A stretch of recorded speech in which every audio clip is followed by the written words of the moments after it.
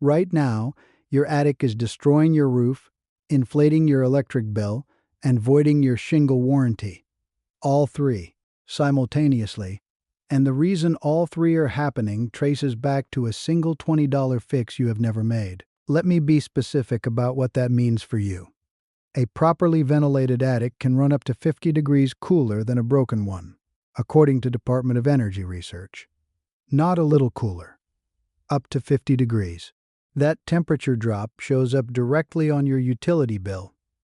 Homeowners who fix this typically see a real, noticeable drop in summer cooling costs. When you combine that with the shingle damage you are no longer paying for and the insulation you are no longer replacing, the number adds up to roughly $2,000 a year for the cost of a fast food lunch. The fix has been written into the American Building Code for decades and is present in every well-constructed home that holds its value.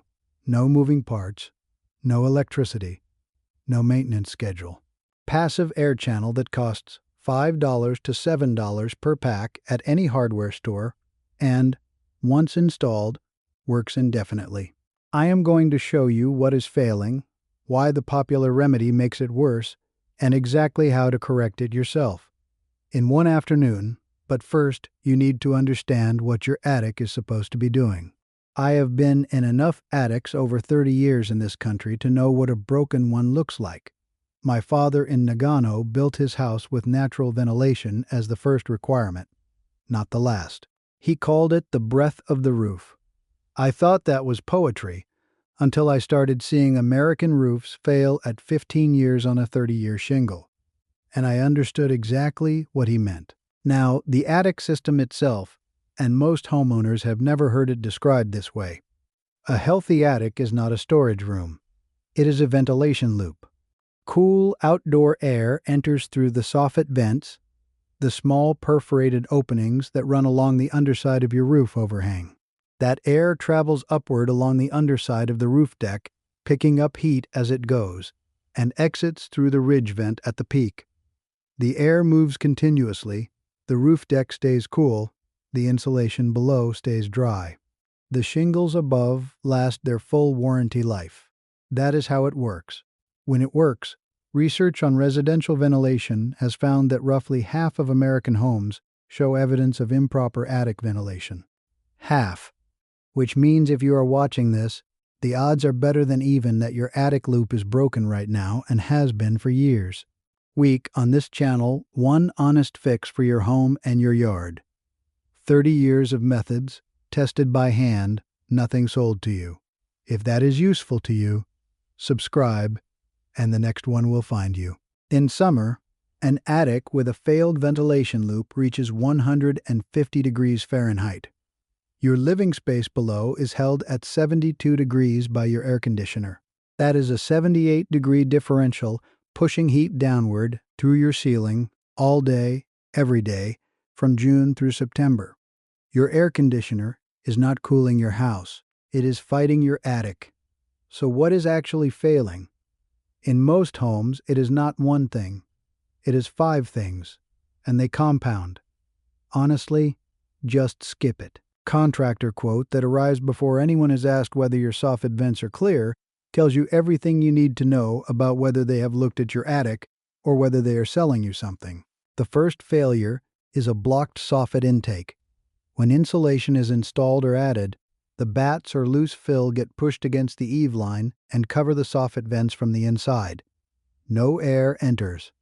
The loop stops. This is the single most common failure point in American attics, and it happens in new construction and in renovated homes equally. The second failure is cosmetic vents. Many homes have decorative gable vents, the triangular or louvered openings on the end walls of the attic. They look like ventilation. Some of them move zero air. They exist for appearance. Homeowner sees them, assumes the attic is breathing, and never checks further. The third failure is moisture. When heat cannot escape, it condenses on cold surfaces in winter. Wet insulation loses 80% of its R value. The R value is the insulation's resistance to heat transfer, and at 80% loss, you are paying to heat and cool a house with almost no thermal barrier at all. The fourth failure is structural decay. Moisture cycles in, moisture cycles out. Season after season, rafters absorb it, roof sheathing absorbs it, wood that stays wet long enough rots. The damage is invisible until it is expensive. The fifth failure is what it does to your shingles. Shingle manufacturers require code-compliant attic ventilation as a condition of their warranty, and warranty claims for premature shingle failure are routinely denied when that requirement was not met. I cannot give you an exact percentage for how much faster a shingle fails without good ventilation, but a roof that should last 30 years commonly fails at 15. Replacement runs $10,000 to $20,000. For an average home, the manufacturer is not wrong to deny those claims. Now, the powered attic exhaust fan, and this is where most homeowners make the problem significantly worse. The powered attic exhaust fan is the most common consumer response to an overheated attic. You can buy one at any home improvement store. They are marketed as ventilation solutions. They are not. Field measurements of powered attic fans have shown they can pull a meaningful volume of already cooled air out of the living space and up through ceiling gaps into the attic. The exact number varies house to house, but the mechanism is well understood and well documented. Here is the mechanism. The fan depressurizes the attic. The attic then draws replacement air from wherever it can find it. If the soffit vents are blocked, and we have established that half of them are, the attic pulls air through every gap in your ceiling. Light fixtures, attic hatches, the space around ductwork, cubic foot of air your air conditioner just cooled gets pulled upward and exhausted through the roof. The fan runs. Your energy bill rises. The attic temperature stays elevated because the intake problem was never addressed. Not the fan, the passive loop. That is the system you want. Before I go on, tell me in the comments whether you have ever been in your attic and whether the soffit vents were clear or buried when you looked. 1.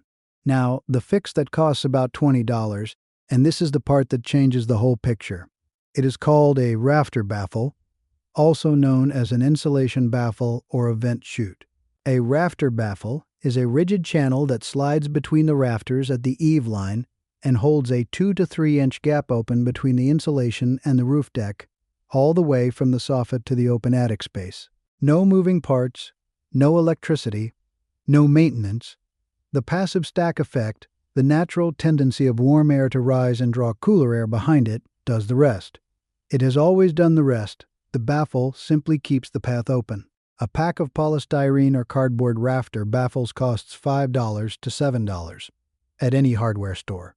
One pack installs in a single Rafter bay.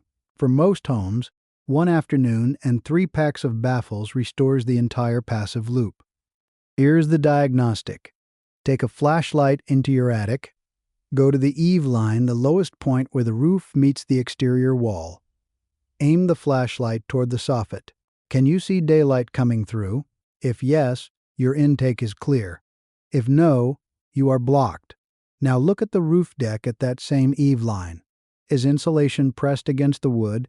Is there any gap between the insulation surface and the underside of the roof deck? If the insulation is touching the deck, there is no air path. The loop is broken at the intake. Now 4 safety points before you go up, and I will not skip them. First, use a sturdy stepladder to reach the attic hatch if your home doesn't have a built-in pull-down stair, and take the climb slowly. Second, attic air in summer reaches 130 to 150 degrees. Go in the early morning, not midday. Bring water. If you feel dizzy, come down. Third, step only on the ceiling joists, never between them. The drywall below will not hold your weight. If the attic has loose fill insulation, wear an N95 respirator, safety glasses, and long sleeves with gloves. Fiberglass and cellulose particles cause lung, skin, and eye irritation on contact. The repair itself is straightforward. Take a Rafter baffle. Polystyrene is more durable, cardboard works fine in a dry attic, and slide it between the rafters with the curved or angled end pointing toward the soffit opening. Push it down until it seats against the top plate. Staple it in place along both edges. Move to the next Rafter bay and repeat. Restore a clear 2 to 3 inch channel in every bay along the eave line. That channel connects to the open attic space, which connects to the ridge vent. Air enters, air rises, air exits. The loop completes. When the passive loop runs correctly, the attic temperature drops from 150 degrees to somewhere near 100 degrees on the same summer afternoon. That is close to the 50-degree recovery I mentioned earlier, and it happens as soon as the intake is reopened. It is not a marketing figure. It is what a blocked passive loop does once the airflow path is restored. A real cooling cost reduction follows directly from that temperature drop. Your ceiling is no longer conducting 150-degree heat into your living space. Your air conditioner runs fewer cycles. Your energy bill reflects it within the first billing period. The insulation you already have recovers its full R value because it stays dry. The shingles above stop cooking from the underside and begin aging at the rate they were designed to age. The structural warranty on your roofing materials becomes defensible again. Here is the full diagnostic checklist for one attic visit. 10 minutes, start to finish. First, soffit vent visibility.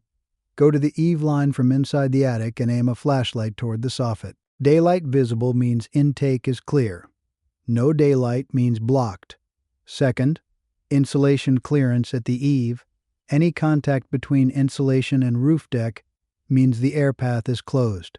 Third, the ridge vent from inside. Look along the peak of the roof deck for the continuous gap. If it appears painted over, caulked, or filled with debris, the exhaust side is compromised. Fourth, moisture staining on rafters or sheathing. Dark streaks, soft wood, or any discoloration tells you the loop has been broken long enough to cause structural exposure. This is not a contractor job.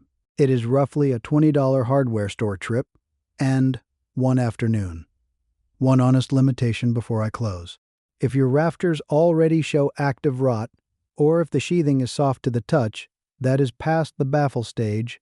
That is a repair conversation with a carpenter. The baffle stops future damage. It does not reverse damage already done. I would rather you trust me than be impressed by me, and that means telling you plainly where this fix ends. For the homeowners whose attics show no structural damage, only a blocked loop, the picture is clean. $15 to $21 in materials. One afternoon, up to a 50-degree temperature drop, roughly $2,000 in annual costs that stop accumulating. A roof warranty that holds. Your attic was working against you in 3 directions at once. Walk away from the powered fan. Walk away from the contractor quote for a ventilation overhaul. A pack of baffles one afternoon. And the loop runs again. Next, we look at what is happening at your ridge vent, the exhaust side of this same loop, and what gets installed there during re-roofing that quietly kills the system from the top down.